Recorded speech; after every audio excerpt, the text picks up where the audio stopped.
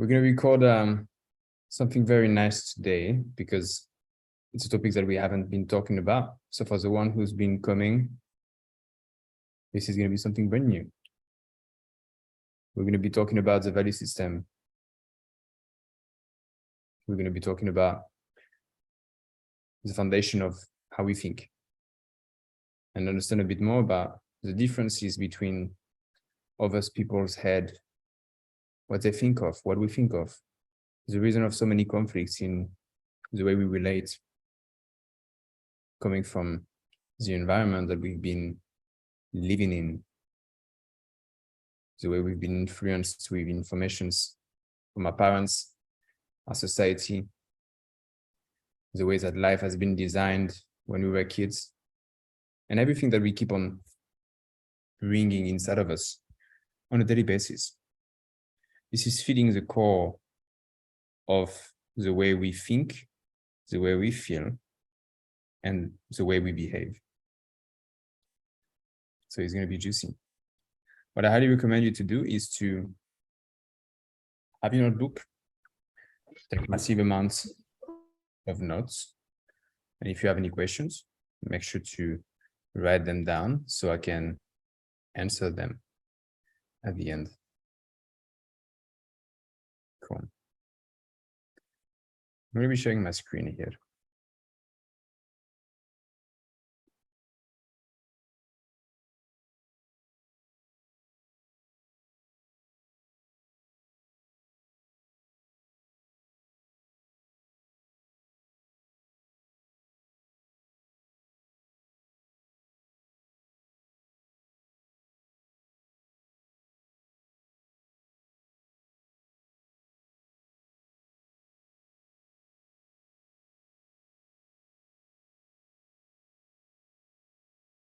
Here we go.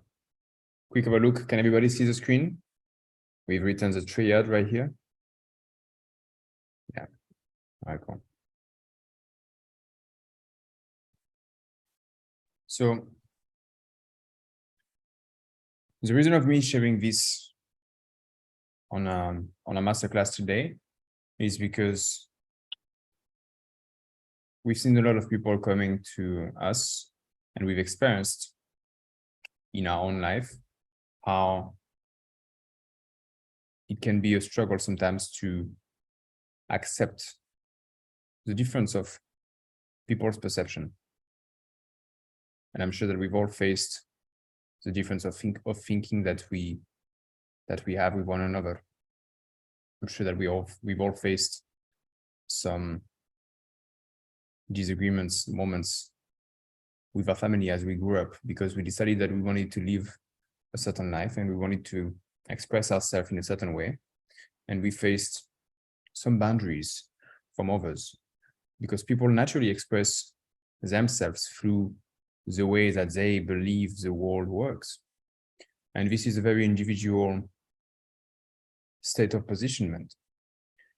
Consciousness, which experiences itself through you, is expressing itself through the neurology that you have been built. And your neurology is very much impacted by the environment that you live in, meaning your parents, society, and the education. Some people are interested in business. Some people are interested in spirituality. Some people are very much interested in playing cards. Some people are interested in playing video games. And those interests and those desires can run somebody else's life. And of course, that we have different branches in which we like to express ourselves. There are core foundations in which we recognize ourselves and we identify more with than others.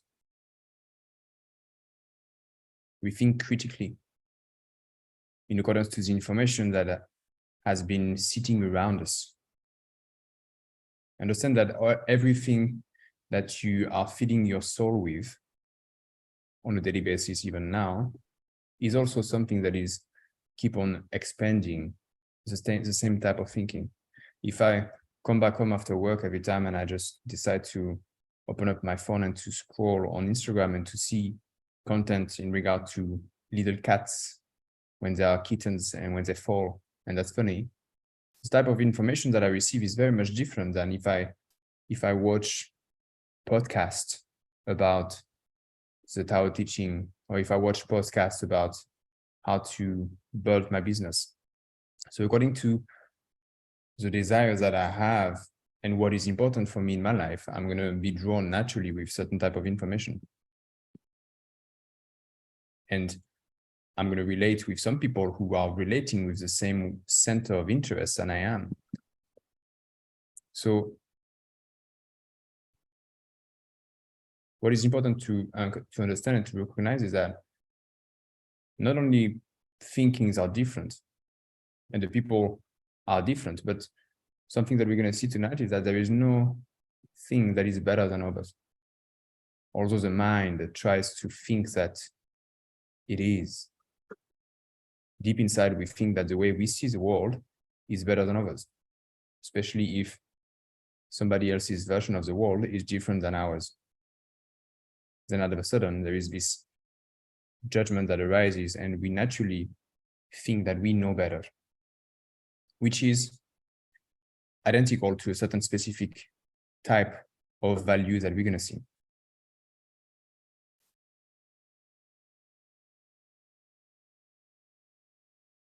From a very young age, you've been influenced by what society has taught the people around you about what life was about, what was important, what was worthwhile. If an individual believes that something is important in their life, this is going to bring the experiences and the people which are going to gravitate towards this particular activity. If my passion is climbing rocks, it's more likely that I might not meet people who earn millions of dollars because they try to build spaceship to go to Mars. According to what I like, I'm going to bring and attract specific things that are in relation to my vibration. And my vibration, according to my emotions, they are the branch of my thinking. What is it that creates that path which I want to follow? Most of you guys, you come here because we have the same values. The values we have are the core foundations of what it is that's going to be expressed out of us. Not what it is that we like necessarily, but what is important to us in our life.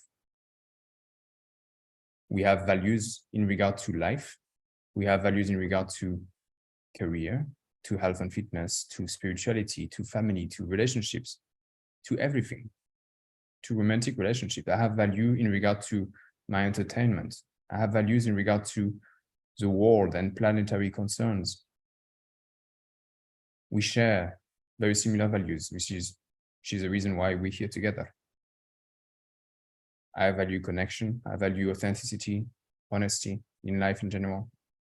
I value my own time. I value work and purpose. I value creating and designing my own life. I value making sure that I have a sustainable financial situation. I value relationship extremely. There are things that I don't value. There are things that I don't see as important. But it's more likely that you're here because we share a certain type of lenses.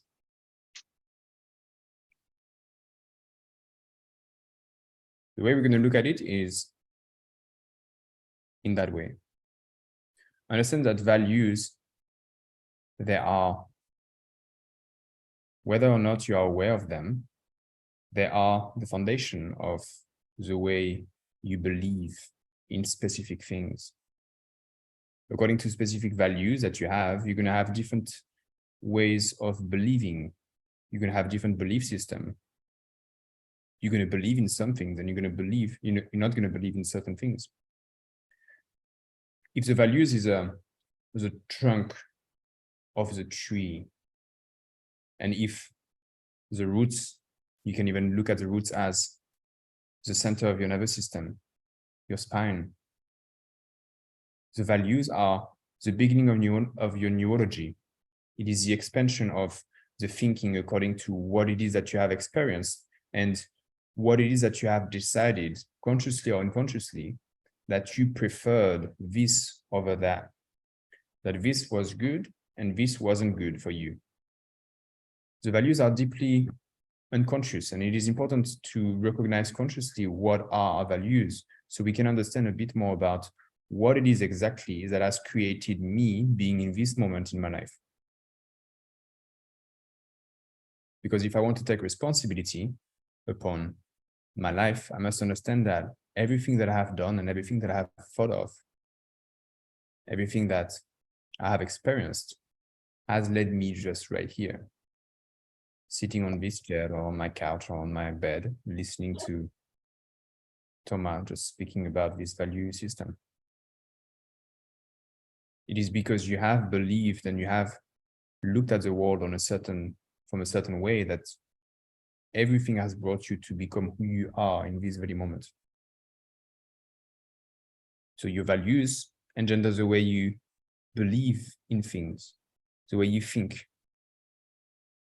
What we can perceive from that is the way you behave and your attitudes towards situation, in conversation, in the way that you handle things, in the way that you're able to maneuver between your emotions as you're going through the experience of life itself.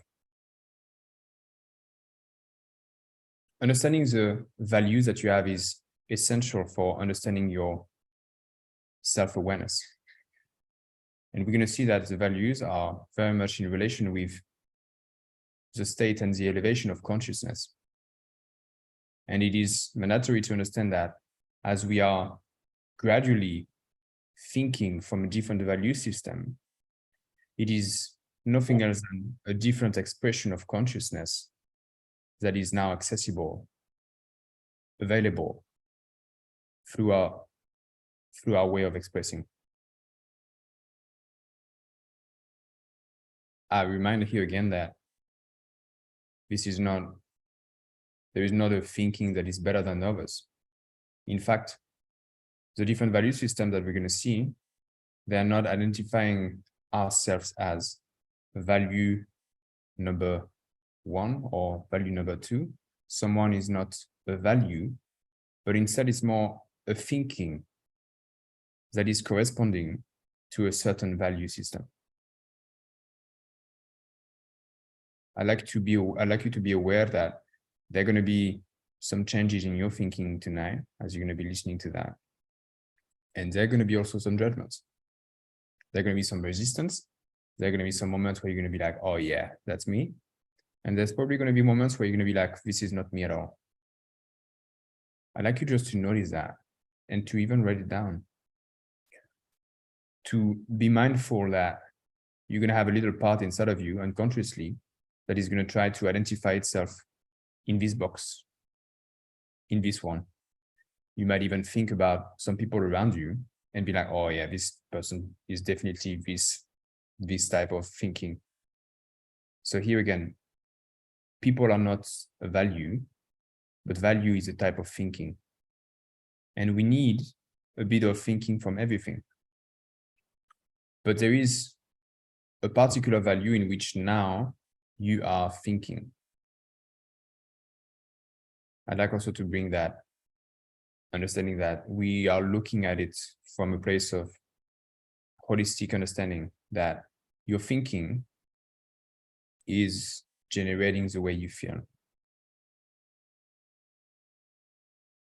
Thinking and the way we feel are sisters. We're not neglecting one over the other.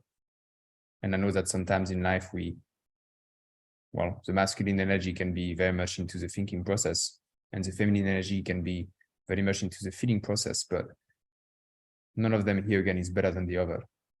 It's about looking at things from a place of integration, recognizing that feeling and emotions are manifestations that is occurring within the mind and the body. And thinking is also a manifestation that is occurring within the mind and the body connection. because the mind and the body are one of the same. If I try to separate one of the most essential marriage of it all, which compose who I think I am, I'm already creating separation from a very big part of our essence.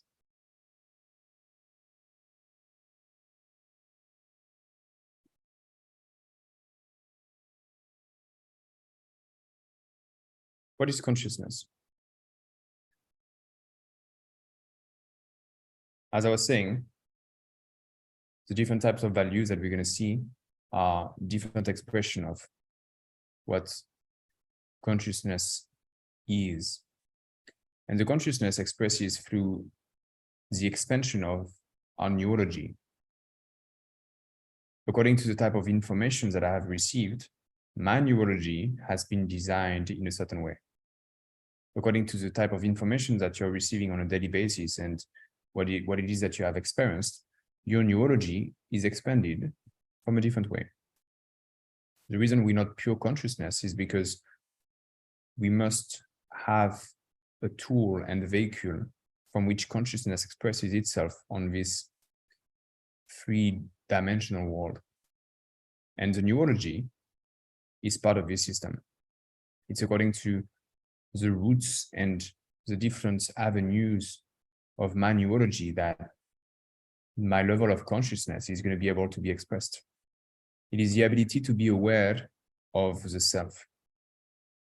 It is the ability to understand and to be very accurate by understanding how we think, by understanding what it is that we do during the day, and by being present.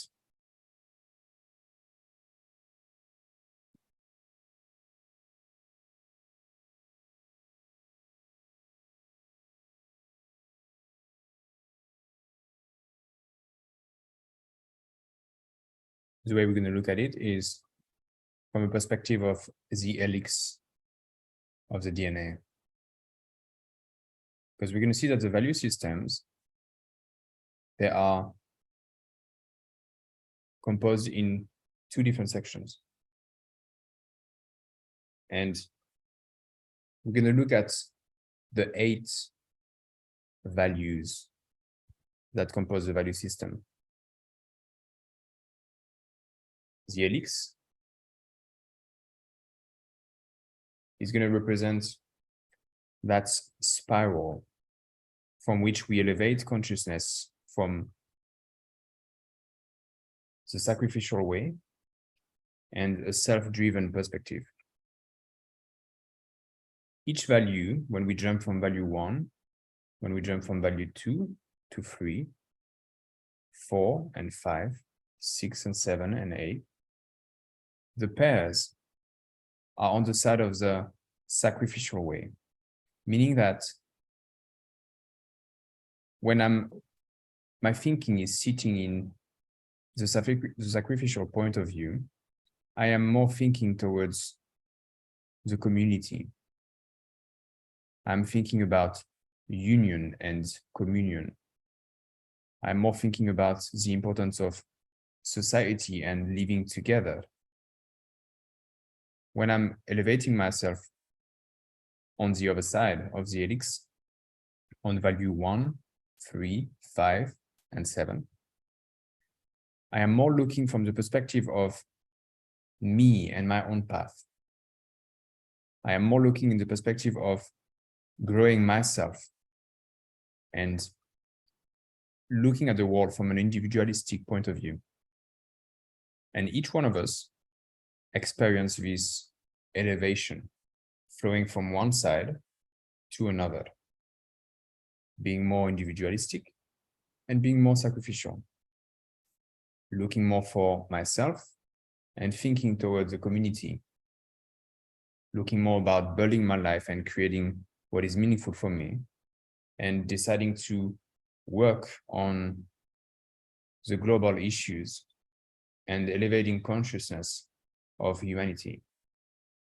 I'm looking more at the survival instinct and making sure that I can run my life in the way that I want to because I must survive. And I'm looking more into the community and sharing this love and understanding about oneness. And then all of a sudden I look more into thinking about growing my own life again. And maybe I desire to build my business and to build something that is meaningful for me because I want to earn my own money. And then I come back into the community perspective where I realize that what is important for me again now is people. We play this game all the time and it's completely unconscious. We have no other choice.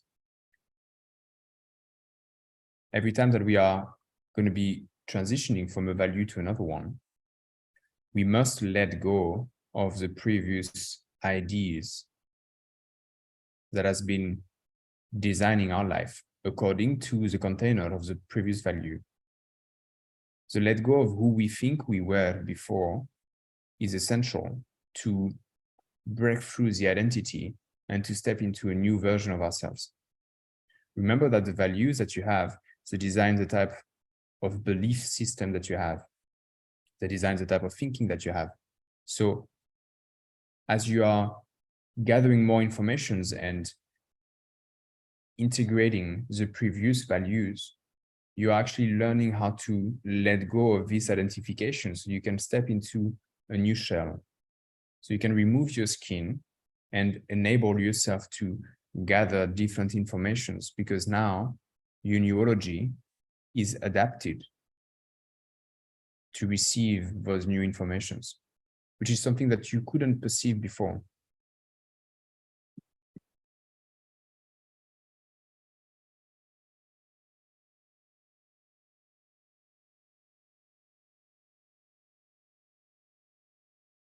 As I was mentioning, every time that consciousness elevates through us and express, we are jumping from a side to another one. I Survive is the title of value number 1. It is a place where it is a place of heightened awareness. It is a place of animalistic way of living.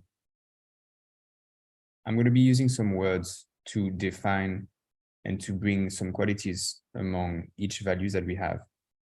And I'd like you to understand that from the perspective I'm going to be talking to, I'm also going to be talking from a certain value because the value that we have also defines the way we communicate and the words and the language that we use.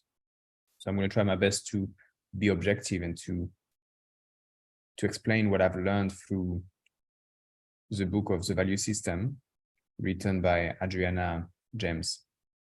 And I make sure that I involve as less as possible my perception, but we know that this is impossible because we can only communicate through the values that we are in.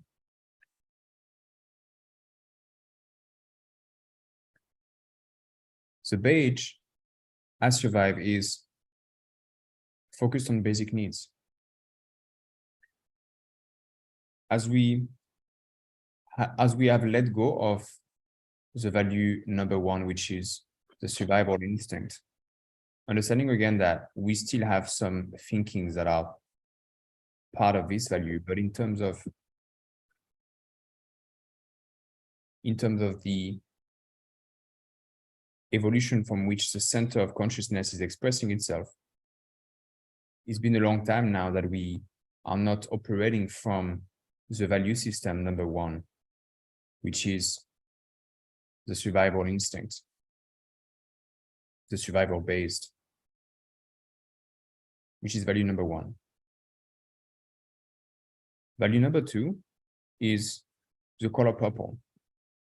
It is the relation with the tribe. It is the way we relate with magic and the way we relate with being driven with mysticism and rituals. When we are quitting value number 2, we jump into I control, which is value number 3. It is a place of power-oriented. Here again, as I'm transitioning to value number 3, I come back to the individualistic point of view. I come back to focalizing my energy towards the creation of how I perceive the world, how I decide to design my life. After the survival instinct, it's a place where most of my life I've been in a place where I am me against the world, not much against, but trying to survive into this world. It is an animalistic place because when we look at animals in the nature, they're in a place where the nervous system is in constant alert because what they think of is to eat, to sleep, and to make sure that they can defend themselves when there is danger occurring. After flowing from the value number 1, it's when we start to gather and to allow ourselves now to trust a bit more the external, to trust a bit more about the people who are around us. So we start to have this idea of belonging. We start to allow ourselves to follow a group of thinking. And this is where we realize that there is something bigger than us, but we don't really know exactly why yet. And we don't know what it is. But we understand that we are sharing the same type of magic that we can experience in life. After leaving value 2, which is a place where we are thinking from a collective point of view, I decide that now I do not need the group anymore. And in order for me to feel free and to allow myself to let go of it behind me, I must take care of myself. And from that place, it is me against nature, because the previous value and my previous way of thinking used to be the survival instinct. So I'm still aware that there is a danger outside of the group, but now it's me against everyone. It's a place of very impulsive behaviors, driven by ego and individualistic needs. After transitioning from that place, when I elevate myself into value number 4, here again, I come back to a place where I'm sharing my space and time with people. And I'm conforming to someone who is ruling. I'm conforming to a book, a religion. I'm listening to someone telling me how to live my life. And I do not know many things, but I know that there is something that I don't know, but I don't know how to know it. So I'm trusting someone who I think knows better. And I'm following this guidance, whether this guidance is for the most amazing benefits or not. I am following this. This is a place where religions have been created. This is a place where a lot of our societies nowadays are based on. We follow the rules. There is one way to do things, and we're going to keep on doing them because, well, according to what they say, that's how it works. After transitioning from and staying from the value number 4, we dive into value number 5, which is a place of performance. The color is orange, and it's about achievement oriented. Value number 5 thinking is very rational and focused on material success and possessions. It is a place where I decide here again to be on my own, but unless, on the contrary to the value number 3, I'm less driven by this rage and this me against everyone, but instead it's me doing everything that I want to do because I want to create the life that I want. So in the same way, it's very similar to number 3, but number 3, value number 3 thinking is very much driven by anger and by controlling people and the rest of the world. While value number 5 is more in regard to knowing more than value number 3 and utilizing this as power. because I know now that I can actually control and make money. I know now that I've got knowledge and I want to create something meaningful for me. And regardless to everything and whatever people might say, I'm going to be focusing on me and myself now. After flowing from value number 5, we dive into value number 6, which is green. Value number 6 is the idea of communality, egalitarian, and it's very much concerned with environment and ecological and social concerns and problems. It's a place where I start to understand more about consciousness. It's a place where I start to be more in tune with oneness and with spirituality. It's a place where I want to be in the present moment and share love and be around people who can think and know like me. The value number 6 is from the outside looking very open, and there's a lot of acceptance behind this love. Although it's pretty much one of the values that is the most judgmental in regard to the differences. I love everyone, but if you don't love, then I don't love you. When we flow from value number 6 to value number 7, they consider that value number 7 is the first value system when consciousness is fully expressing through value 7. It means that value number 6, which is the way we relate and the way we are concerned by social and ecological problems and consciousness. Value number 5, the idea of performance and creating the path that I want, driven by my own creations. Value number 4, conforming to the book and the rules. Value number 3, this desire to control and to be very much power-oriented. Value number 2, belonging and mystical rituals, ways of living. And the survival instinct of value number 1 are all integrated. Value number 7 is the first time that we actually have all the values below that are integrated. So follow my mouse here. If there was a line in the middle just right here, in order for an individual to elevate through the value system, not only there is a certain amount of experiences in life that must occur, and it does not happen from a day to another one, because remember that on the path of the elevation of consciousness, it is a matter of how you behave and how you think, which is in relation with the environment in which you live and the type of information that you're receiving on a daily basis. We cannot just change from a value to another one just because we want to. It can take time.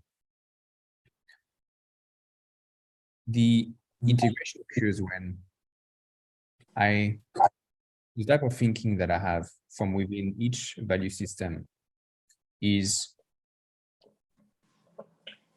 not in a place of identification anymore. And that's very important to understand. The self and the mind, when it resides within one value, value number 6, where I'm very much into consciousness and unity and union. If my identification around that is strong and this is who I think I am, the value itself isn't in integration. The integration of a thinking means that I'm in a place of non-attachment.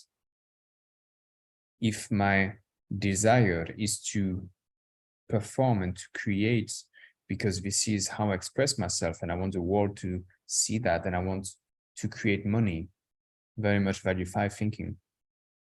If this is me and this is who I am and this is what I think of from the moment that I wake up until the moment I go to bed. There's a lot of identification around that.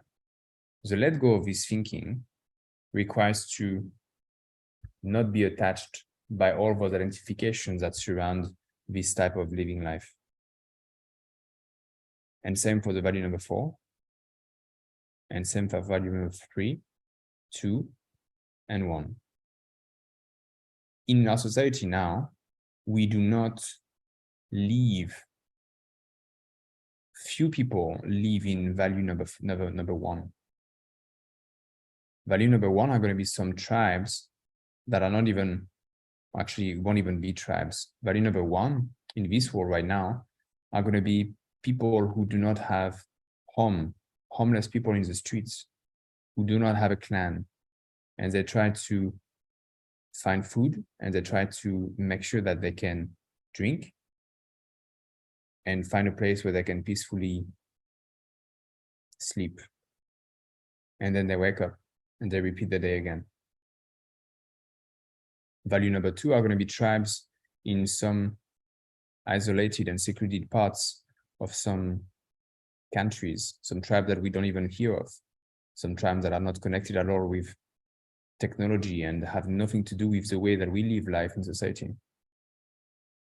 But apart from that, most of our society do not live and think within value number 2 thinking.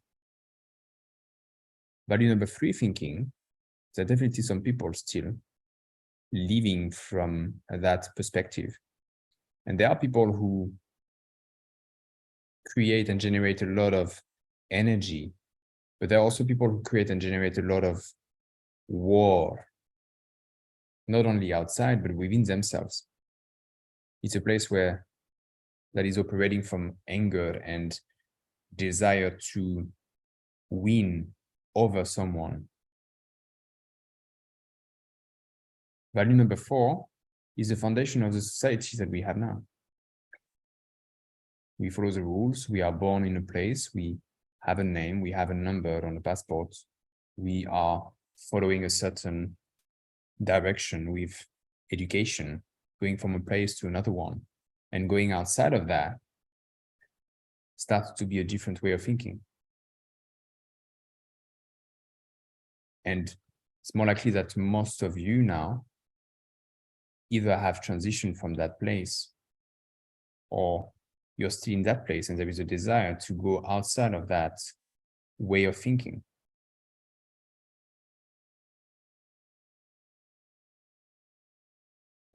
I forgot the point of what I was saying right here. Value number 5 is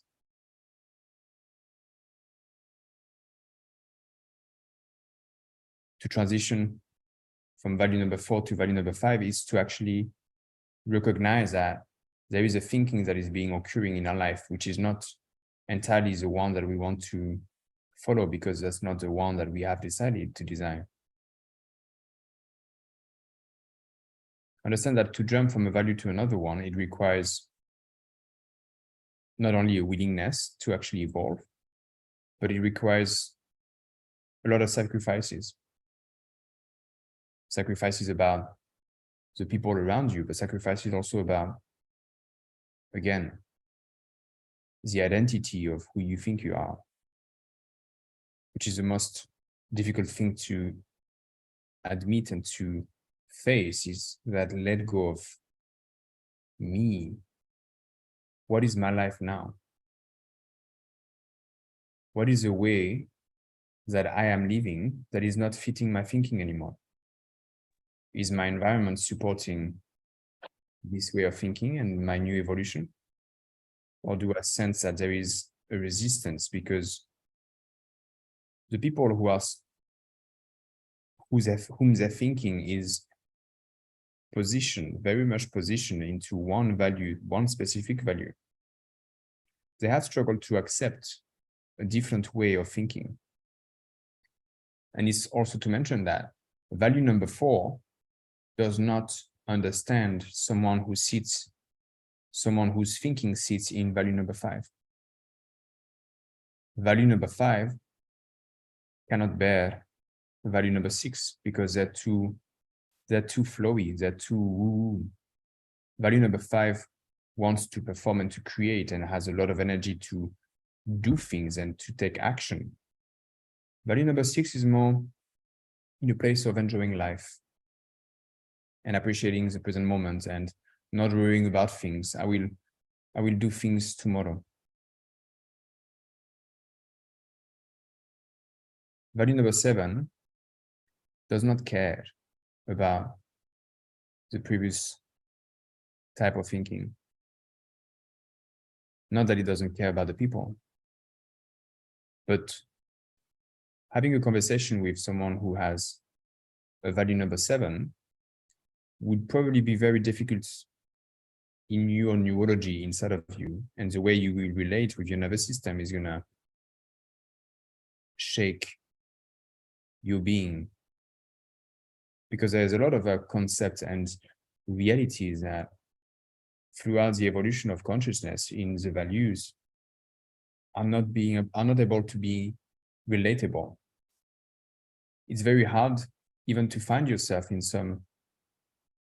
around someone who isn't matching the type of values that you are bathing in, because naturally we attract what we are, and that attraction change accordingly with the way we change and at the same pace. But there is a big gap of understanding from someone whose thinking is sitting on value number 4, for example, and someone whose thinking is sitting on value number 7. Number 8, I haven't mentioned about that. Number 8 is the color turquoise. It's a holistic way of looking at the world. Number 8 thinking is naturally concerned with global problems and is very much conscious about the unity between each and everything. If value number 6 thinking is very much in understanding of certain type of consciousness and oneness, for value number 6, it is still very much based on the concepts, the intellectual understanding of this truer nature. Value number 8 has integrated those concepts and embodied them within its system. Just make a pause here, and I'd like you to just to sense and to feel whatever is alive in you right now as we are going through some of those explanations. What I'm going to do right now is I'm going to give you some more informations about each value for you to understand a bit better about yourself and about the people that are around you and about the way that society works and the way that human beings are designed through their neurology. So we'll have a look at the survival value number 1. Value number 1, if you would see someone in value number 1, you would pretty much think about them being like an animal. A very sick person goes back into the thinking of value number 1, because all of a sudden, if I'm sick, my only concern is to take care of myself. So my whole energy comes back inward in order to rejuvenate my cells. And there is nothing else that I can think of, because I do not care about anything else that I've learned in my life.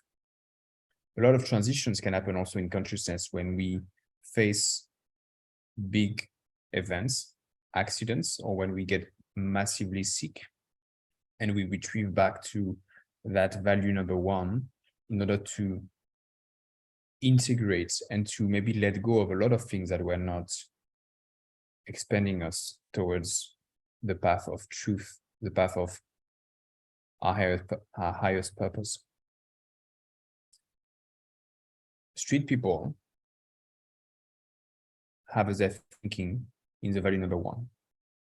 There is no tribe. There is no tribe. It's very much a place of aloneness. It is a place where I don't even think about connecting to people because this is not even present in my reality. I do not know how to band with people because I haven't created inside of me the system to actually go and talk to people, to go and connect. This is something far beyond my way of thinking. This is not even someone who is in value number 1 has no idea that this can be possible. It is the essence of the human survival. For the value number 2, it is a place where people follow the chief. It is a place of lucky charms. There's a lot of desire, and someone who has an altar in their house with little rocks and putting some incense before doing the meditation. This is part of the value number 2 thinking. It's a place of magical rituals and incantation. It's a place where I sacrifice myself for the kids. This is a behavior that we can see very much in some family where people would completely let go of who they are and what is important for them the moment that they become parents. We protect the secret places here. If there are places in the house that no one should go because it's a place where grandpa or grandmother used to sleep, no one goes there. This is sacred. It's a place where we can project our awareness and think that things are living beings. People who talk to their car is a thinking value number 2. I can even punish objects because I think that they are the cause of the way I feel right now.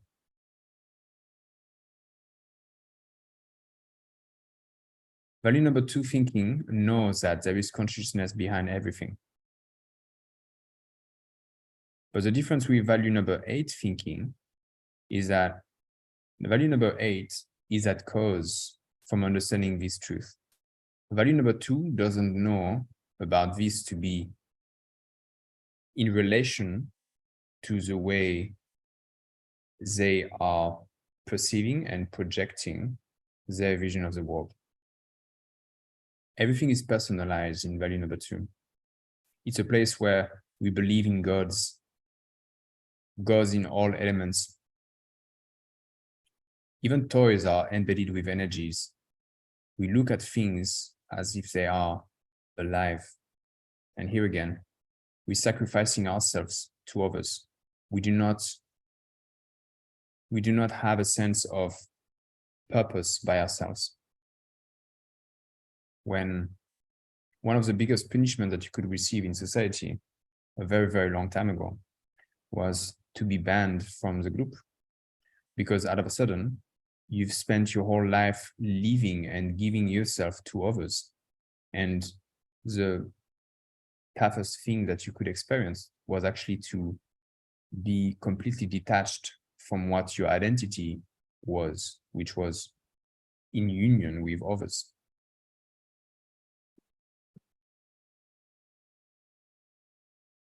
The transition from value number 2 to value number 3 is the realization that, and the accumulation of that self-confidence, and realizing that maybe among that group and following that chief and someone who has a certain authority onto me, I allowed myself to become a victim of it. When we jump into value number 3, I'd like you to see value number 3 as a Rambo mode. It's kind of a warrior way of being against the world. Value number 3 wants to be somebody. Value number 3 can be extremely violent and kill one another. They would have no guilt from killing someone random because they were on their path to achieving or to become the most the biggest and the toughest dog in the street. They expect to be punished. They constantly have this way of thinking, constantly have this projection towards the world is violence towards me, so I must be even more violent than the world. It's in a place of constant conflicts, and they do not experience guilt or shame. Those are emotions that are not present within the system. They're concerned with self-respect. In their mind, if there is someone that is tough, then they will respect this person. And toughness is more likely to be represented by a violent way of communicating or expressing itself physically. It's a matter of winning and losing. If I'm better than you, I'm winning in some ways, whether it is physically or psychologically. If I lose, then I respect you from a place of dominance.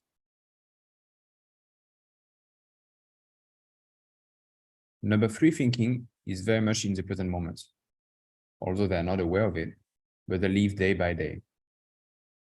Someone who is thinking through level 3, maybe I said number 2 before, but number 3 thinking is very much in the now and doesn't really project himself or herself in the future.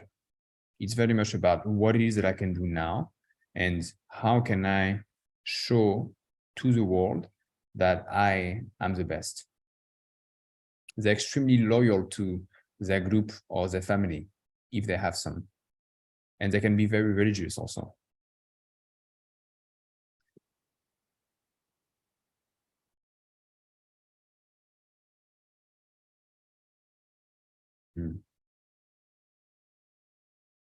The transition from value number 3 to value number 4 is the realization that eventually they might die if they keep on living like that.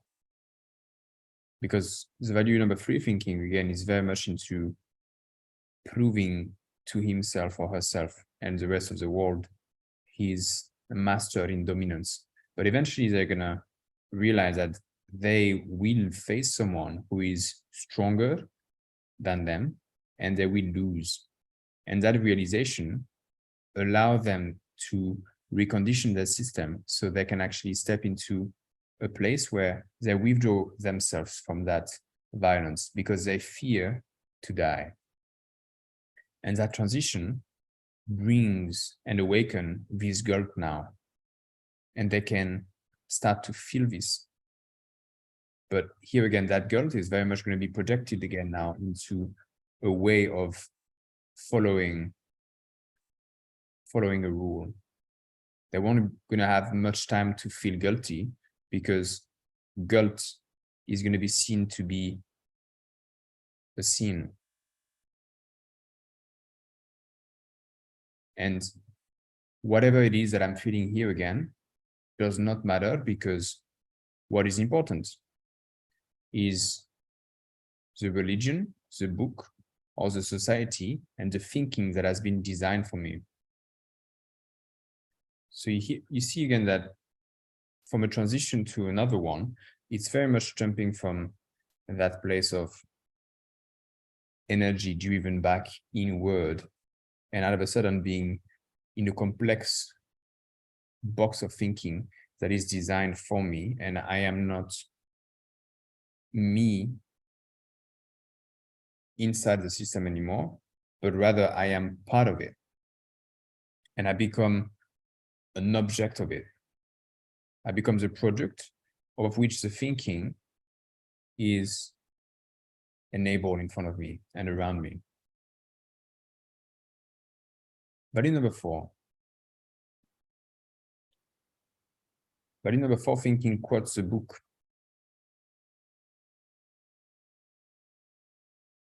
It is everything that has to be in uniform. When we are in school and we all dress in the same way, that's a time of thinking. Uniform is extremely important. If I have worked my whole life as a military I love my uniform.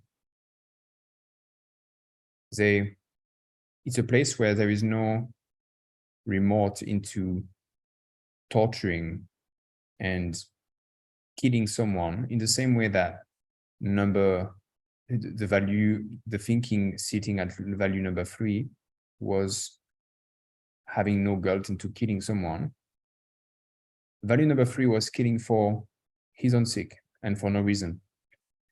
Value number 4 would kill because the book said so, or because the ruler said so. They say that your thinking is wrong, so we're going to save you. We don't deviate because it is in the manual, and the manual says the truth. Most of the rules, they are away from a place. They're not towards expansion, but they are in aversion from something else. They shoot people for reasons here, while instead value number 3 wasn't shooting people for any reason apart from just a desire that was arising in this moment.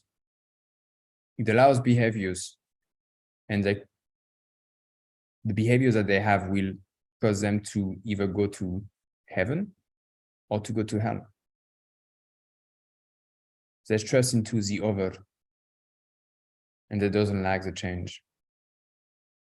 Here again, my vocabulary isn't the best because I'm saying they, but understand that it's not people, but it's a way of thinking.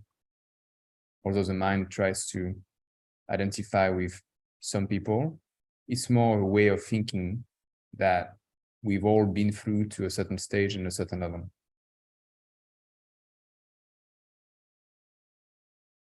They love the degrees and label because they get the meaning of it.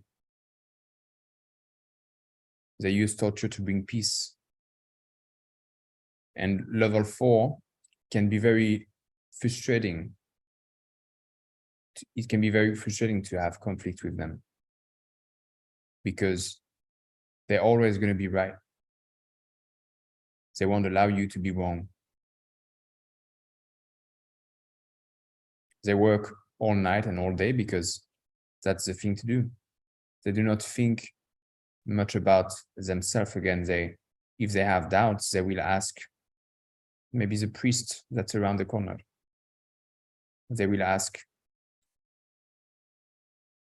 that person within the family that everyone goes to for advices. The critical thinking can be taking some time to design and to develop and to come to remembrance as we elevate through the values. Value number 5. I'm going to talk about the transition of value number 4 to value number 5. The value number 4 thinking is going to start to transition to value number 5 when he's going to realize that truth isn't enough anymore, and the book is hiding something that no one knows about. He wants to taste what it is to being an authority level because they're sick of following the rules. They start to forgive themselves because they've been gathering too much guilt and unworthiness along the way of elevating themselves through the values.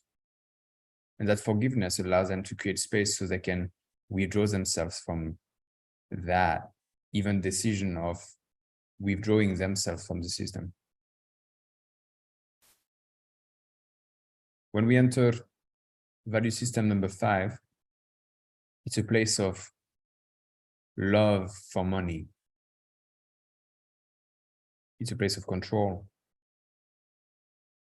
It is sick of working for someone, so it has decided to work for him or herself.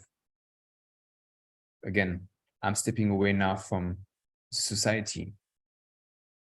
So I'm on my own, and all of my energy now is directed to, again, the foundation of survival in a much more aware way.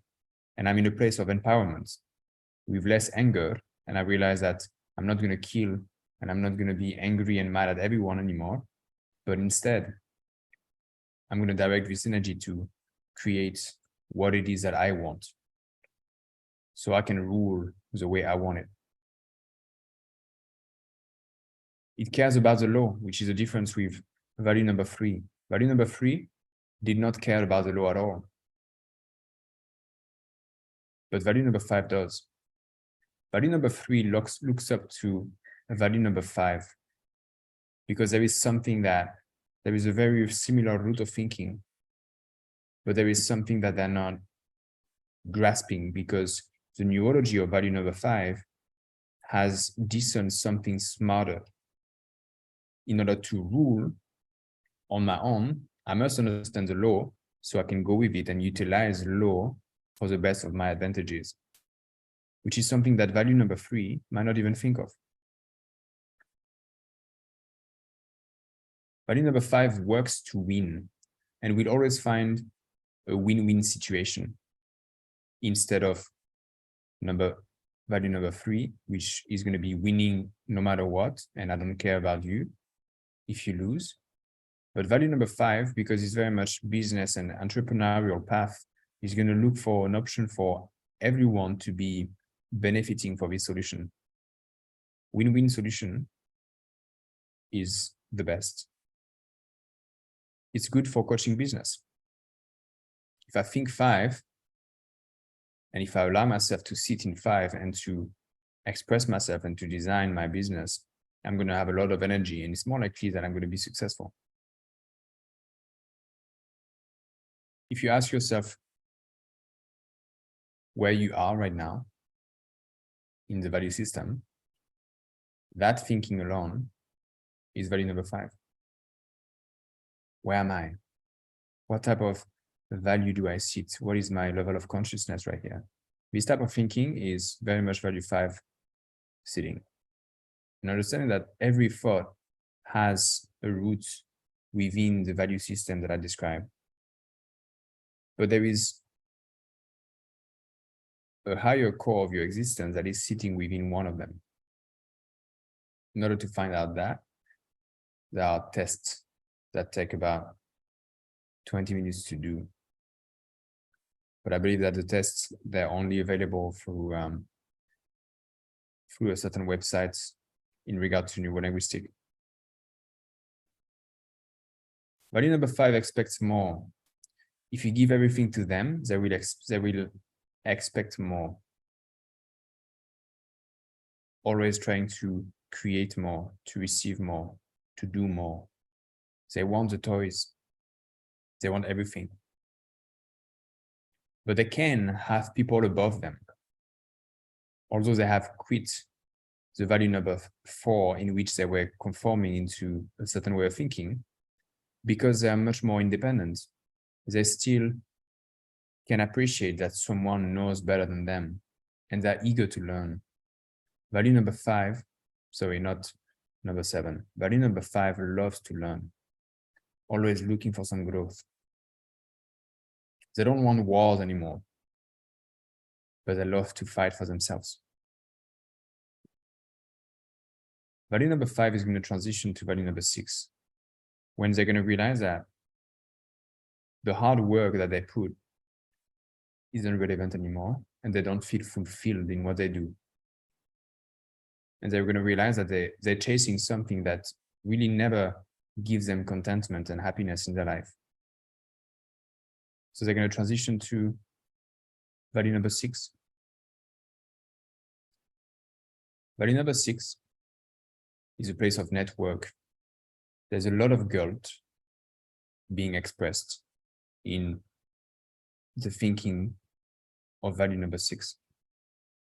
It's a high need thinking. It's needing for connection. It's needing for people and relationships. It's highly judgmental. Cannot use the energy and do something about it. It's a place where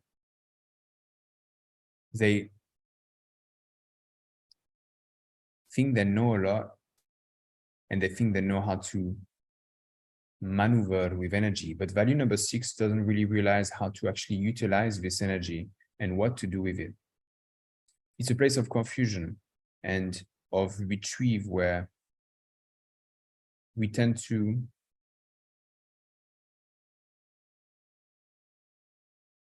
sit on the comfort of the community and not really realize that there are things that we want to be doing and that are more important to us. Something that is important to mention here is that there is something that happens in society which enables people sitting in the neurology of value number 4 to connect and to find refuge in value number 6, skipping value number 5. So what we say that it's value number 6 with the neurology of value number 4, because they haven't gone to the expansion of the neurology of value number 5, but they're thinking like value number 6.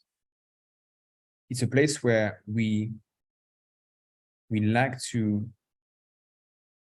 see the world from a place of everything is doing good and everything can be trusted, but there is a deep guilt inside because there is a path that they haven't really chosen and they haven't allowed themselves to step into.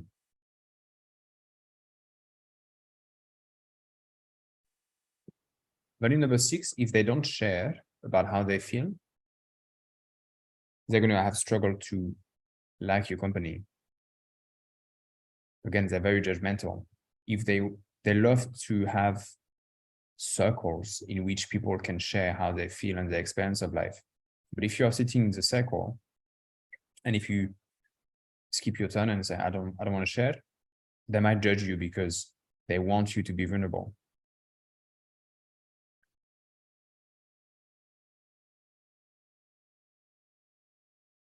It happens very much that when we are sitting in the value number 4, we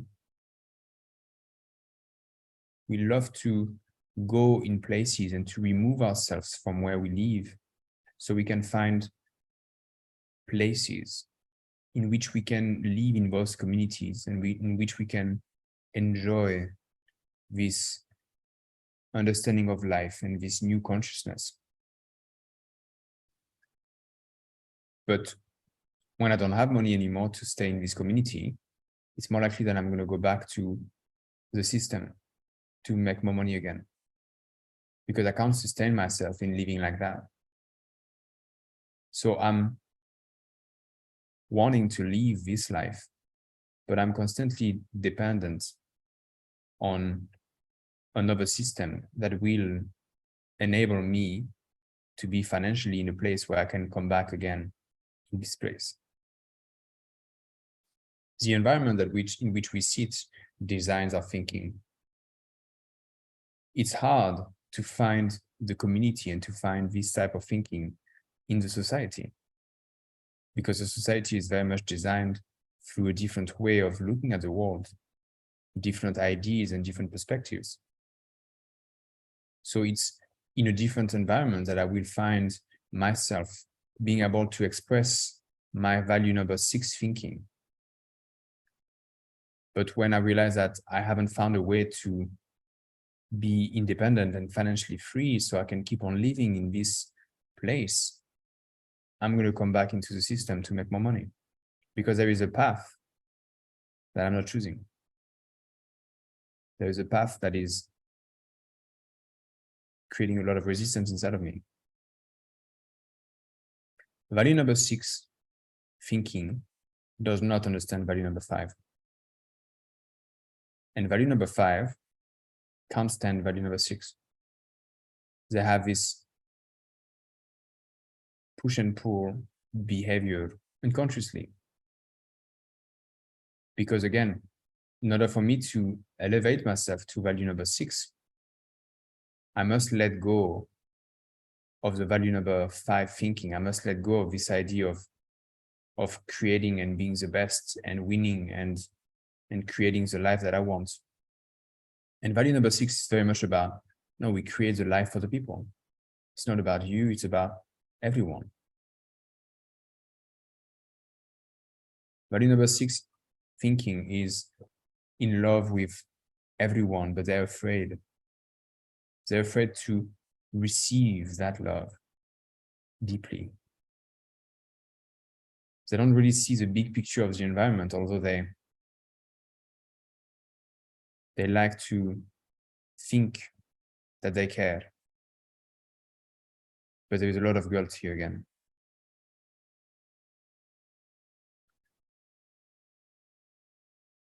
The reason I'm staying a little bit in value number 6 and value number 5 here is because when I started to learn about the value system, I started to recognize myself, of course, in so many ways and behaviors that we are describing right now. And there are some truths that are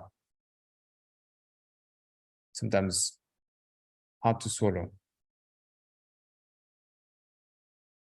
And I've recognized myself very many times in thinking in the way that the value number 6 is being explained, and having a lot of resistance to actually accept that there was a path that I wanted to create for myself. Because it takes a lot.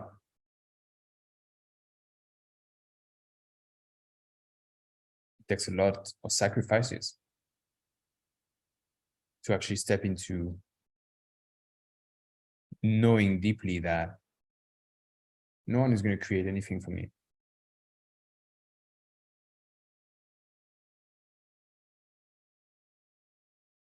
No one is going to do the work for myself. And that truth is hard, because that elevation of consciousness requires me to take full responsibility upon everything in my life. There is nothing that I must let on the side, because if I do, I'm avoiding being honest and authentic with myself. If I blame the system for me not to be able to flourish and to express myself in the way I want to, I'm not going to create any change. If I blame the circumstances that happen in my life and my childhood for me not having the qualities necessary for creating the meaningful change according to my beautiful intentions to do things for humanity,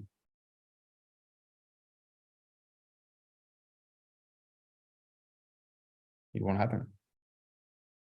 And there is a lot of things that happen when we keep on thinking about what we want, but there is nothing that is being done.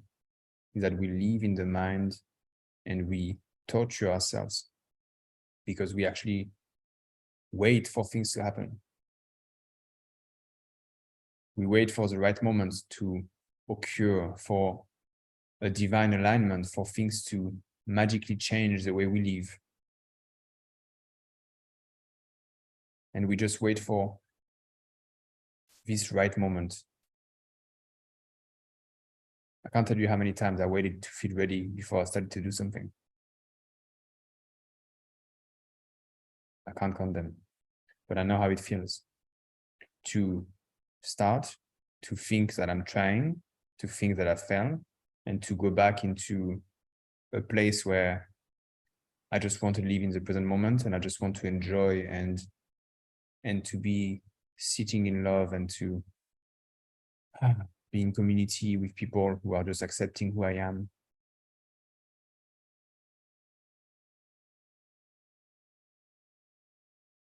It sucks.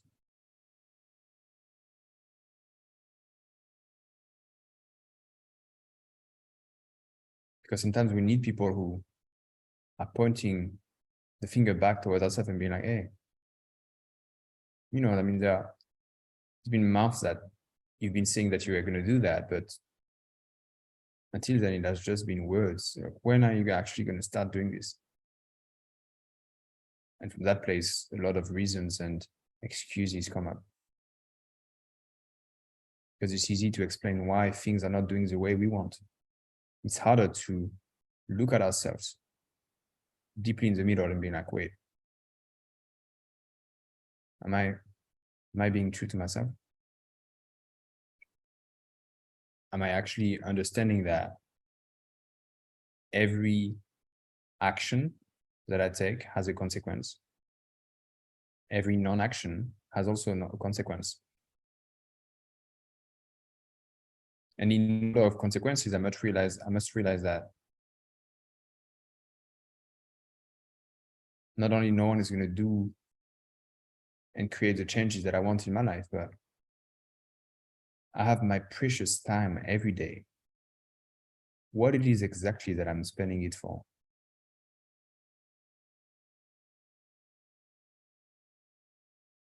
What am I actually doing on a daily basis to create the life that I want?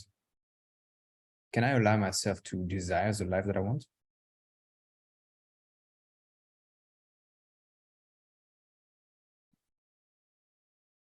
Can I allow myself to believe that I am the one who designs everything that I want? And if I wait for God and the universe to show me a sign, do I remember and do I realize that the concept that I might have about the universe is that it's only a reflection of who I am now? If I believe in unity, who's going to create the change in this unity if I am everything? If I am the creator, and if there's just oneness around me because I truly see myself, pure consciousness, with different forms and different faces on a different body when I'm communicating. But yet I'm still expecting that someone is going to understand me. I'm still expecting that people are going to change in order to fit how I live my life. I'm still expecting my parents and my family to accept who I am because I have changed.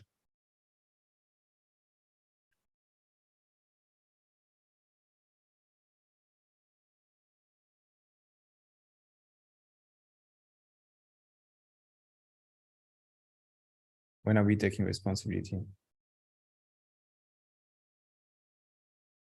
Because there are plenty of things that, of course, we will have to learn. And that's where we face this humility again, because we realize, damn, we do not know everything. I've faced that truth so many times, thinking that I knew and smashing that wall, that invisible glass again. Being like, all right, don't have to play small, but realize that the amount of knowledge that you think you have, talking to myself, is insignificant on the scale of everything. Yet there is a spark inside of you that knows that you have something valuable to share. What are you waiting for? You afraid? That's good. Because growth is always behind that fear. But how do you relate with that fear?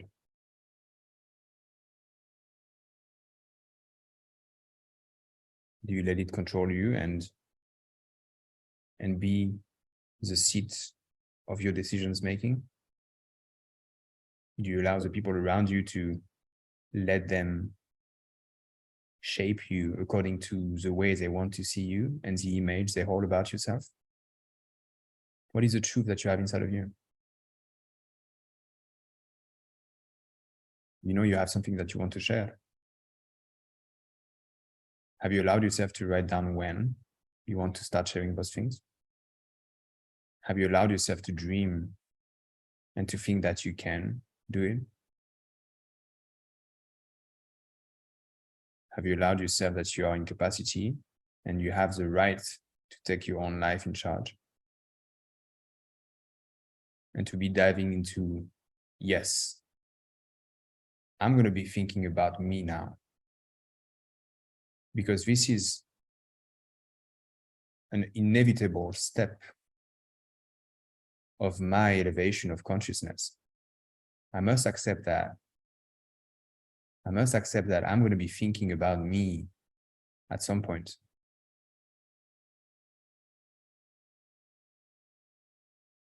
And that has nothing to do with selfishness. That has just to do with life and its natural course. But the resistance of it is also a choice that you have.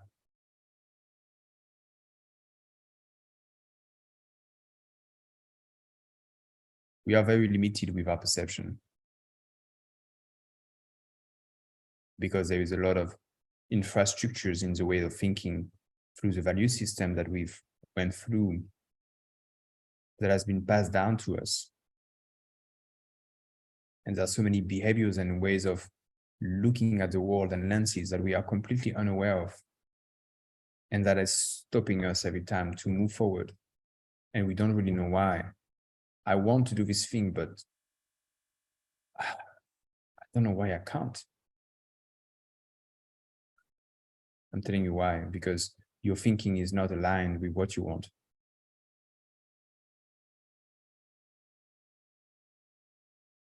And there are not many ways. Be very specific to what you want. Understand that the obstacles that you're going to face during this path is going to awaken a shit ton of resistance inside of you. And it's a matter of you going through it. And you knowing that this is the highest spiritual path that you can take. Because you're going to be asked to unfold a lot of me. I think this is who I am. And I definitely think that this is not who I am. That must be let go of.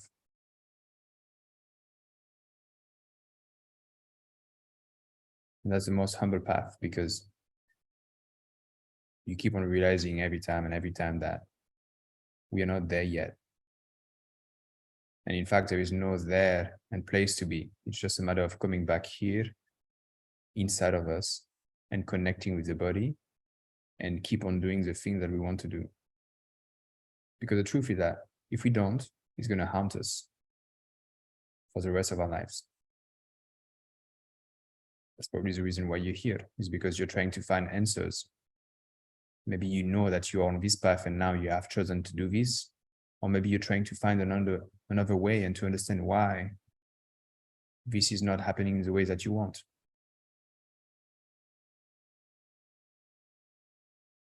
It's very simple. It's because maybe you don't know exactly what you want, and if you do, you are not utilizing your power of creation to actually manifest it into this physical reality.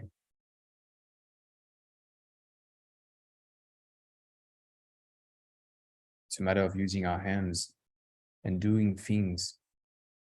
Creation comes from those three processes. I think about something that I want.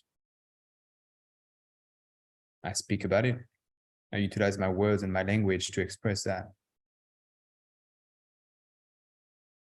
And I must do something about it. Because if the bridge is cut off in one of those processes, I'm not allowing the experience of life to manifest before my eyes. But the step of creating action, that is the one that requires the most intense amount of concentration and energy.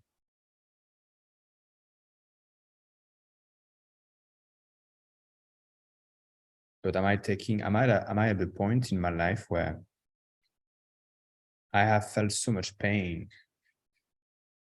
that I'm ready now to move on and to be like, cool, I'm done with that. I must have things that I do not want to experience in my life, in the same way that I must have things that I want to experience in my life. I have the fuel of what I want to let go of and be like, I don't want these things in my life anymore. I'm sick of it. I've entered those patterns too many times. I'm done.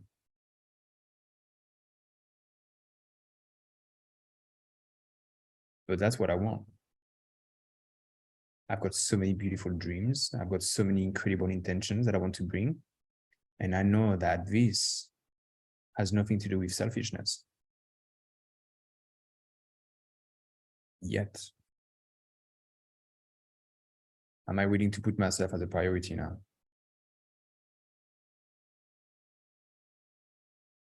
Who is the most important person in the world?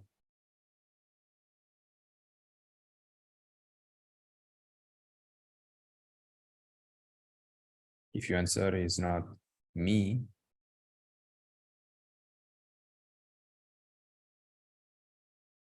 then you might wait a bit more for your thinking to say, okay, this is me now. If your answer is me, I am the most important person, how important this path is it for you? Are you just saying it just for the sake of it, or do you feel it inside of your guts that this is you and I'm going to do things for myself and for others?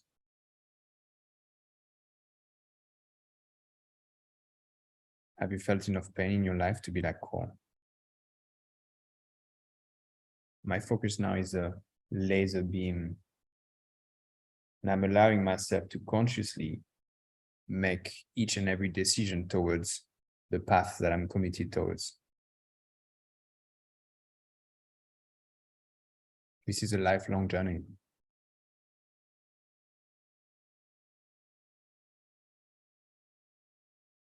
On the 1st of May,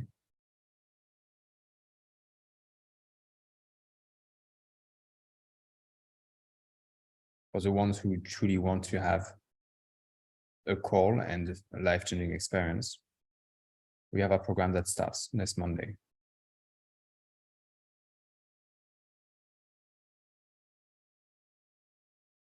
"21 days, meditation, eye gaze, cold shower, twice a day. This is just a routine. That routine is built for you to step away from how you think, so you can see the type of thinking that is running your life. So you can see the patterns and you can let go of the guilt and the shame, the judgment that you have towards the place that you might find yourself in. Understand that the first step that you need to take in order to step into your path of creation is to, first of all, love yourself for who you are now in these very moments. And self-love comes with self-forgiveness. Am I allowing myself to just be here in this moment and to be in this moment without thinking about anything from my past? And if there is something that arises inside of my mind, am I allowing myself to let go of it in the moment and to be like, cool, this is just a symbol, a representation that my unconscious mind is bringing right now. This does not define me. Am I able to let go of the deep emotions that keep on driving my life on a daily basis, this frustration, this maybe anger or this fear that stops me to embrace my true potential?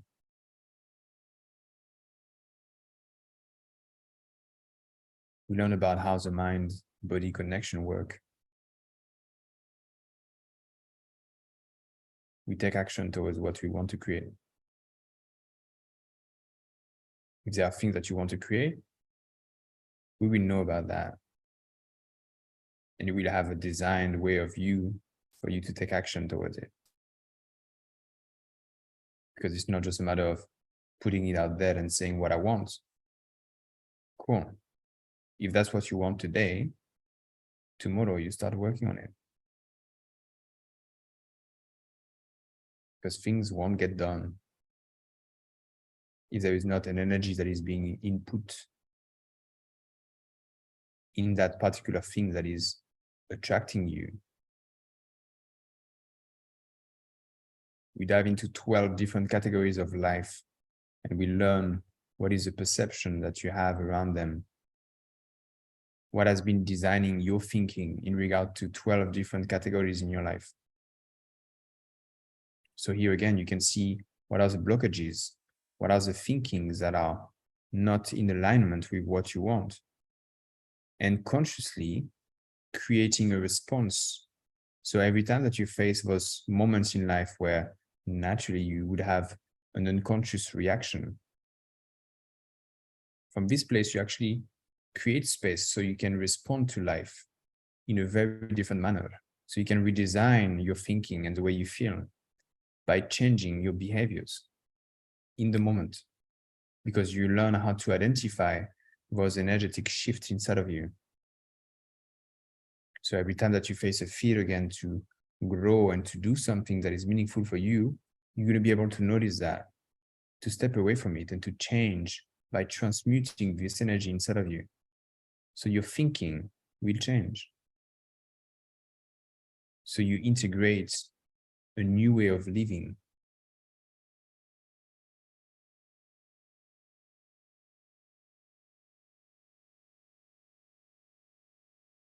Are you here, Gina?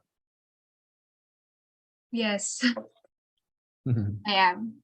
you send our email address into the chat? Yeah. Okay. Because our next intake is starting on Monday. We need to have our first session, and there is some tasking that you need to do before then. The person who is really sensing that this is a shift that now is available for them, send us an email on this address mail, and we're gonna schedule a call together. For the others who are not deciding to jump into this opportunity, just know that we have another one in June. Every month we're doing that.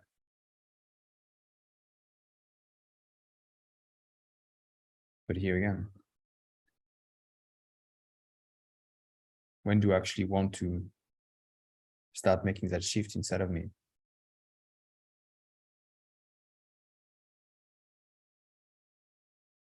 Am I doing it now, or am I waiting for another time when I'm going to really feel ready?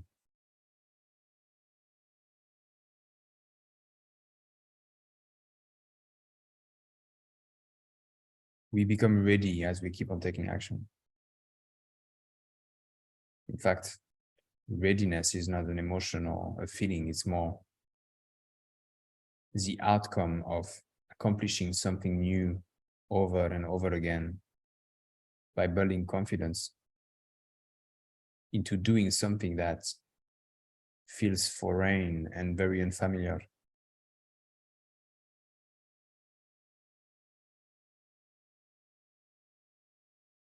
But again, we don't take the blame here.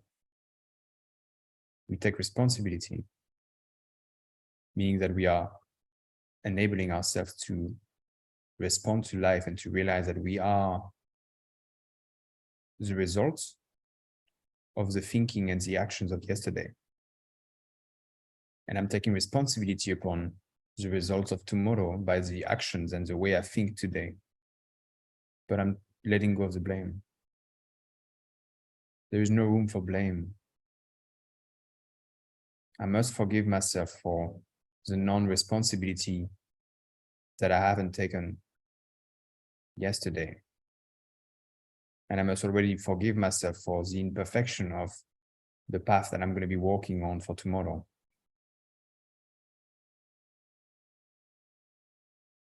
Find this line inside of you.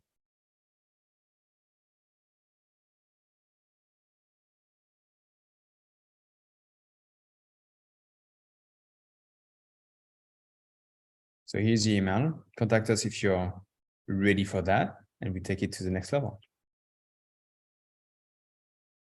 Just going to take some questions here, and then we're going to go to bed. Do you have any question tonight?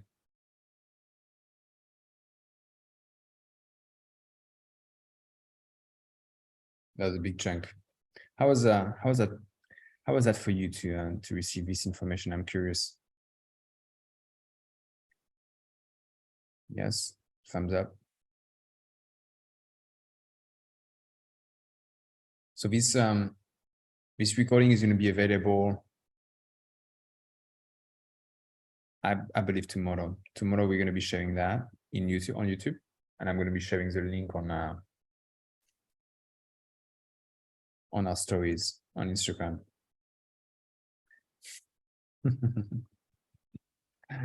Just seeing the comment down there. Yes, we have a question, Judith. Yes, I'm wondering, like, you're going through the cycle, but you don't necessarily probably stay at the highest level that you've achieved. Is it like you kind of like switch between the levels as well? Is that possible? The only place of transition that is going back and forward is when I was mentioning about the value 6 thinking in a container of value number 6 neurology. That's the only way where we're actually thinking outside of the way of our neurology that is being designed. But if an individual is sitting in a value number 6 after the integration of value number 5, let's say, so that means that value number 1, value number 2 thinking, 3, 4 has been integrated. Although it doesn't mean that I'm not thinking within the value number 2 system anymore. It doesn't mean that I'm not thinking into the value number 4 system anymore. It just means that I'm not attached to it. Yeah. That I'm not, the identification of who I think I am does not reside within that system. And I'm not the victim of the thinking anymore. But I can jump from one to another. I can understand other systems because I recognize consciously that I have, regardless if I have learned the value system like I just presented it to you tonight, but I feel and I understand people because I see where they think and I see the level of their understanding of life. Because I recognize that I once was in the same place, if that makes sense. Okay. Thanks. Question. Yes, Saloni. Hi, thank you so much for sharing all the valuable information today. I've made like heaps of notes, but I have one question about how do we transition from value 7 to value 8? That's a good one. Yeah, because I did not take the time to explain about value number 8. By letting go of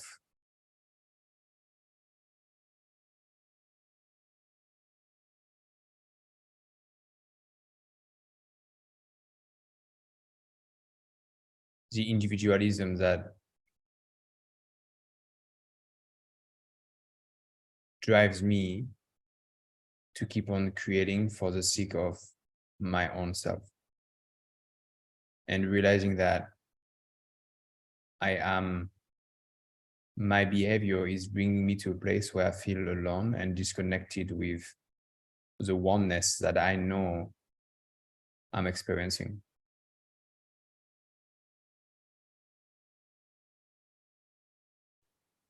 By letting go that I am the God of my own life.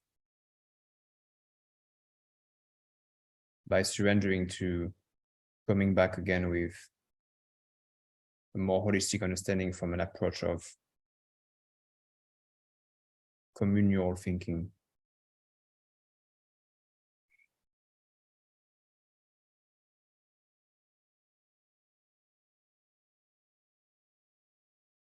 Got it. Thank you. Pleasure. Yes, Sylvia. Hi, and thank you for your time and energy. I wanted to ask, what is the most important thing in life?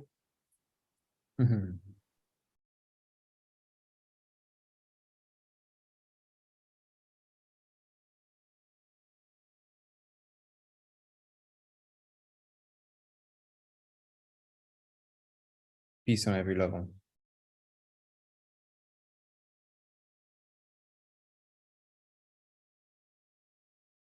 The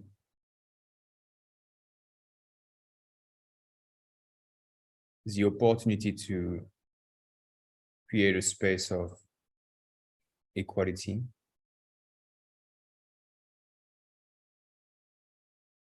the ability to create a space where all the differences can be thriving in an environment that will best benefits every type of people, every type of ways of looking at the world.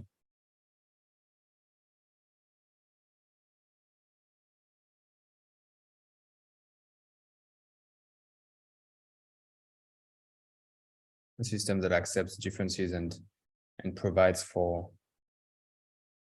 the ones that are in need,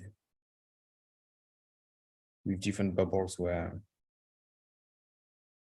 each and every individual and each and every level of consciousness can actually feel that they are supported, regardless if they are working as a unit and together, or if they have decided to walk on an individual path.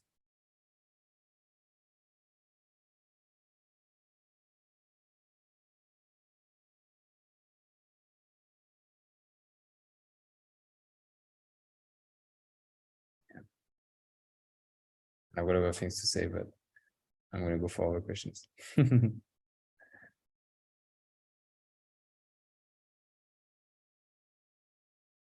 Saloni, do you have still a question? No? Yes, Tosha.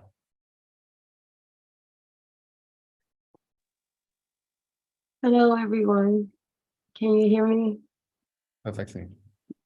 Finally. My question is the common denominator for 1 through 8, does it mostly deal with the ego, or how to or how to deal with the ego? How to deal with the ego? Is that what it seems like? To understand what we just went over is to understand the ego, or have a good relationship with the ego. I like that. So I like the last thing that you said about having a good relationship with it. So is the question just how do you deal with the ego, or how do you create a healthy relationship with it? No, not quite. What I'm asking is, okay, number 1, I survive. Number 2, we belong. To understand that, is that to understand the ego?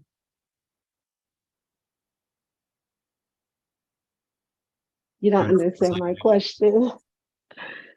Is your question if to understand the elevation of consciousness is understanding more about the ego of the human being? Yes. Definitely. Yes.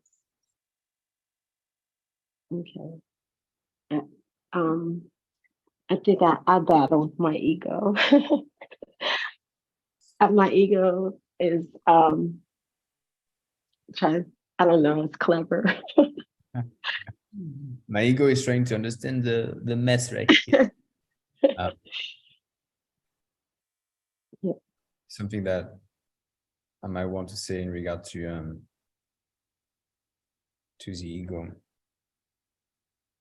There's something that is very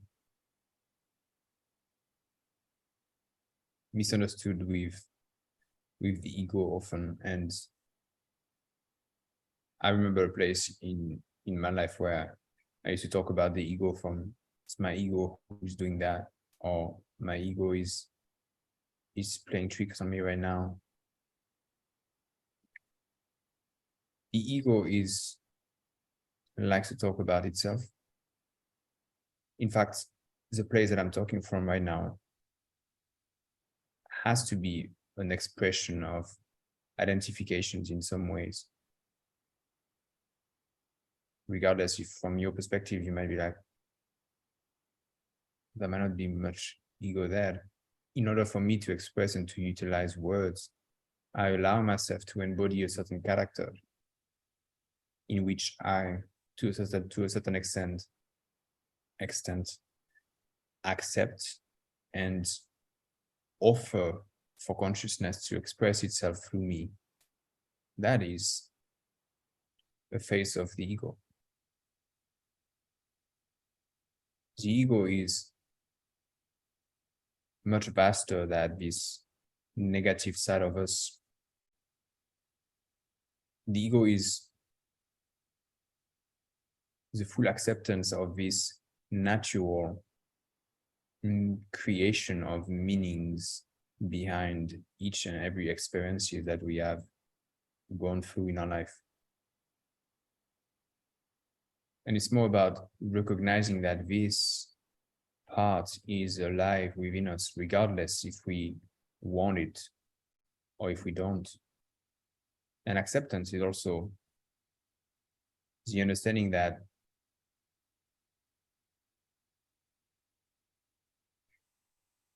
we are living with that voice and those voices all the time.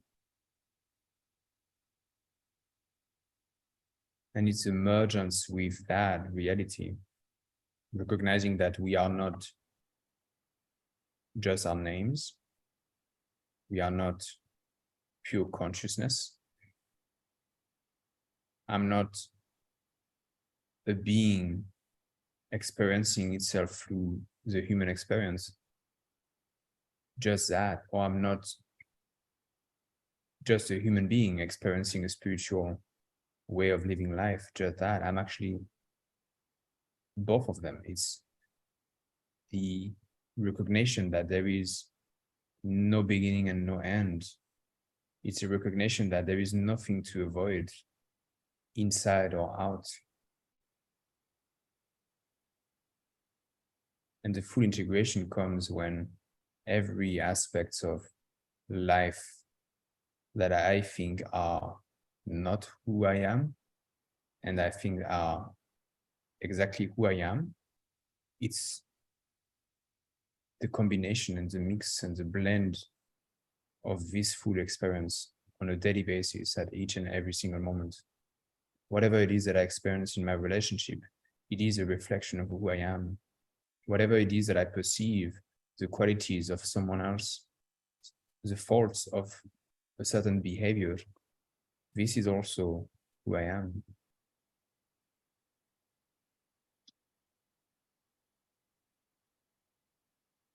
It is the acceptance of everything that we resist with that allows the self to transcend.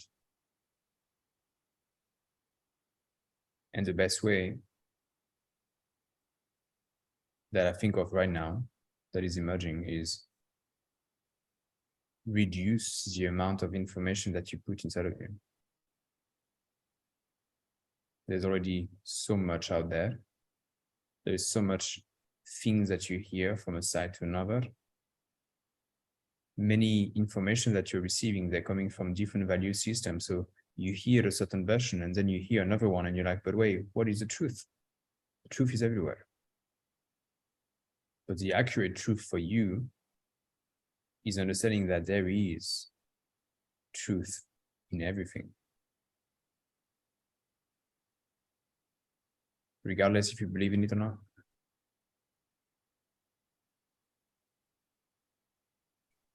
So how can I minimize the amount of information? And again, remember that it's not about the knowledge that I'm going to incorporate that I'm gonna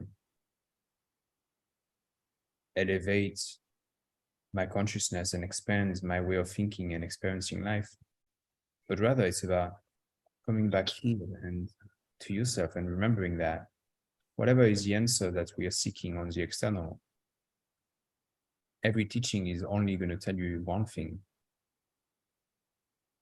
Connect back with yourself.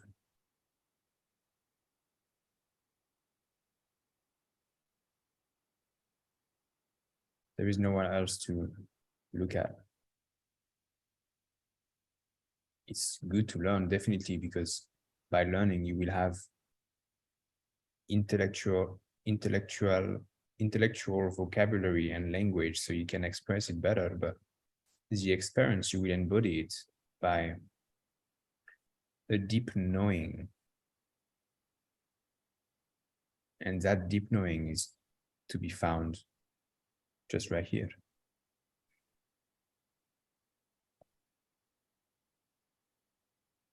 Something that I like to say to my students is, we don't meditate to be good at meditation. We meditate because we want to nurture presence. Presence is the outcome of meditation, and it's to be nourished after the meditation too. I don't just nurture presence when I'm sitting and closing my eyes on the morning and the evening. I'm nurturing presence when I'm walking the path towards my car. I'm nurturing presence when I'm eating my meal. I'm being here with the sensations of the food in my mouth. I'm being here with the people that I'm chatting with and being completely present. I'm allowing myself to think of only one thing at a time. I'm allowing myself to realize that I can be present also when I'm working. And it's about learning how to drill and create this conscious stream of awareness towards one thing at a time. I'm allowing myself to reflect on everything that's happening in my life that creates a volcano and an eruption inside of me.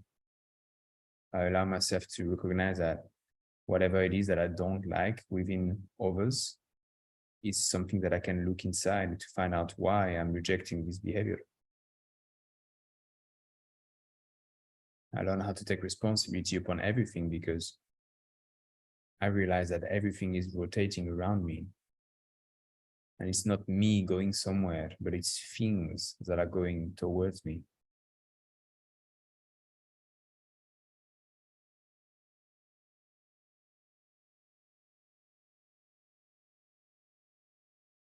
I think I got lost in the answer here. But No, it was very helpful. Thank you. And it was deep. nice. Thank you. There was someone else raising her or his hand.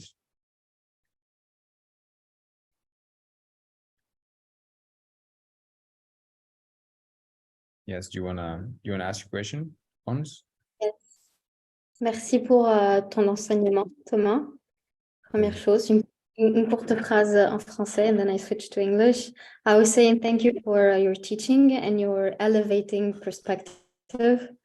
I was actually, I wanted to envision more the upcoming program. I'm really curious, like the goal resonates to me. So if you're keen to share more insight, you know, how you maybe design it or how it will be, how it will go through. Merci. Nice. So we have 3 lives per week. On Mondays, Wednesdays, and Fridays for 3 weeks, 21 days. You have an ebook to read and an audiobook to listen, which is the same thing. So you can even read it or listen to it. And the teaching behind it is in laying in neuroscience, neurolinguistics, and the Dhamma, which is the Buddha's teaching. With the routine that I was mentioning before, shower, meditation, and eye gaze twice a day, in the morning and in the evening time, we're creating a clamp. The clamp is designed to, again, as I was mentioning just right here, we are diving into a deep presence, deep state of presence, so we can allow ourselves to be more mindful during the day, and then having another time, a routine before going to bed, to rejuvenate better during the sleep and to become more aware and conscious during our days. The idea is to find out our limitations, because when we enter the program, we understand that there are things that we want to do, and there are specific areas that we want to work on, whether it is your career, whether it is your relationships, whatever it is that you want to improve and to better, you will have some tasking. So those tasking will erase some resistance inside of you, and those resistance are translated with a certain way that you're going to feel and a certain thinking that is stopping you to think differently. So we learn how to convert that, transmute that energy, and reshape the way we think. We dive into understanding about how to commune with our unconscious mind, because the unconscious mind is the place that is running the body. It's a place that has all the energies inside of us. So how to communicate with it so we can actually start to embody this knowing that, okay, I create the life that I want. How can I best communicate with myself? How can I become aware of the self-talk that is diminishing my potential on a daily basis? The eye gaze is here for you guys to face yourself on a daily basis, because the reflection that you see within the mirror is only a reflection of the way that you live your life in this very moment. Meaning that if you're not living the life at the level that you want, it's more likely that you don't see yourself with love. If you don't allow truthfulness and acceptance to rise on a daily basis, the reflection that you're going to have in front of the mirror is not going to be something that's going to be pleasing. And it's more likely that you can't stand your own presence, which, by the way, it's the same presence that you have when you're looking deeply into somebody else's eye. Because out of a sudden, everything that unconsciously I'm not able to look at comes back to the surface. When I'm looking deeply into my own eyes, or when I'm looking deeply into somebody else's. Because we constantly project our thinking unconsciously. So how can I be more conscious about that? So I can bring acceptance and forgiveness into it. So I can learn how to take responsibility upon that. So I can change what is necessary for me to change, so I can empower myself and elevate my way of living, if that's something that I want to. There's a test for you to do on your own, according to the ebook that is available, that you can listen to all the time. And the test takes you about 5 hours to finish. Can take you more, but it's there to narrow down the knowledge in your neurology, and also to get a certificate for you if you want to learn how to become a facilitator in the next programming. A facilitator in our modality of eye gaze, movement, and neurolinguistic. So then you can guide people to empower themselves.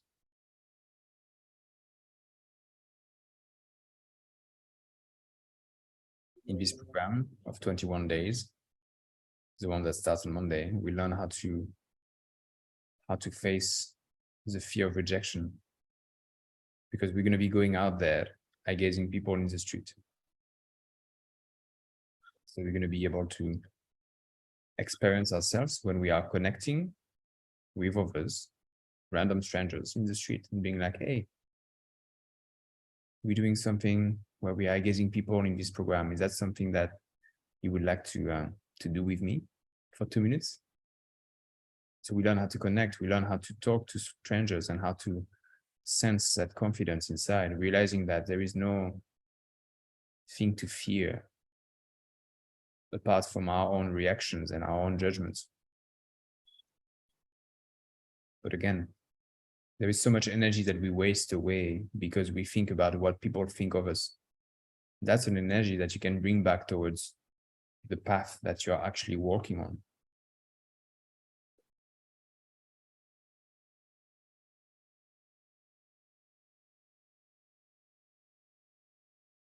You get to learn about the values and what is important for you in your career, in your relationship, in the spiritual way that you have of looking at life. We dive deep into really feeling and deeply into investigating about the thinking that we have. So it's a commitment. There's a lot of things to do.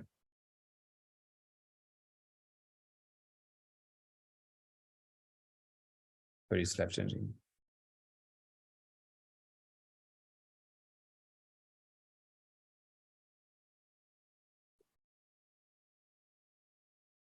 Thank you. A plaisir. Yes, Mirka, and then we go to bed. Hi. Okay, so thanks a lot. I can say, I think for everyone, it was really, really huge today, and it resonates a lot with me. So I would like to have maybe a question towards you. You mentioned that you are struggling a lot between the 5 and 6 value, more within the 6 value as well. So my question is, what was the last push for you to take final responsibility for your future and accountability? And when you realize that you finally are ready and you did it? Because I think a lot of us is struggling with this, me as well. And I really felt today, it resonates a lot with me. So I would like to know that one. Thanks a lot.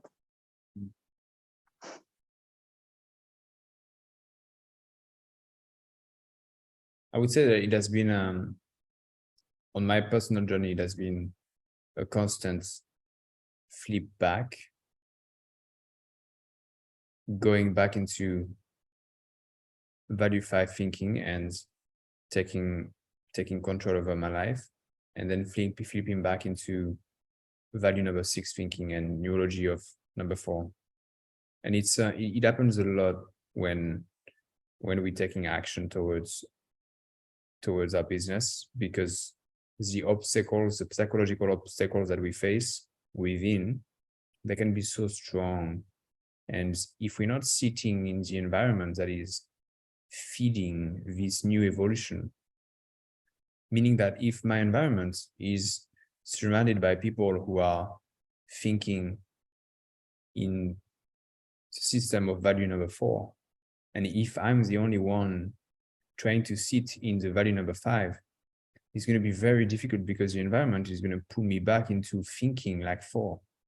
And as I was mentioning, there is not a value that is better than the other. It's always a matter of what it is that we want and the relation that we have in accordance to the environment that we bathe in. So if my value core is 4 and the environment that I live in is 4, I'm good. But if I'm thinking 5, and if my environment is 6 or 4, then I might have some struggle, because everywhere that I go and every conversation that I might have will bring me back to that other path, that other place.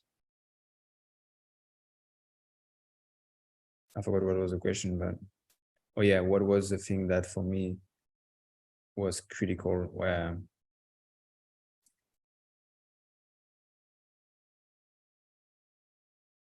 I would say that it's just a constant commitment.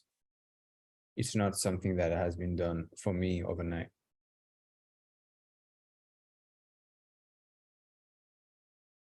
And I know that because we all struggle in that neurology of 4 thinking, and desiring the life of thinking and looking at the world from the lens of 6, it is yeah, it is quite of a journey. But again,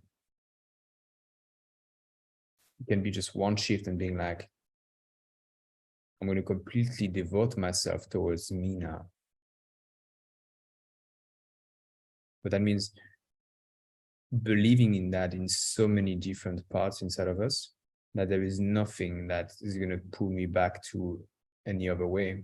So there are many factors that comes handy here for this decision to be made. Sometimes there are circumstances that won't make it easy, so I'm going to think that it's not possible, but how much do we want it? How much pain have we gone through? But that's the thing also, if we haven't felt that much pain yet, we're not ready to change. Sometimes we actually need to feel more that suffering for us to create that massive shift. Sometimes people need a massive, sometimes you're just going to have a little accident to remind you that you need to stop working, maybe. It really depends where we position ourselves and what are the lessons that we decide to look at.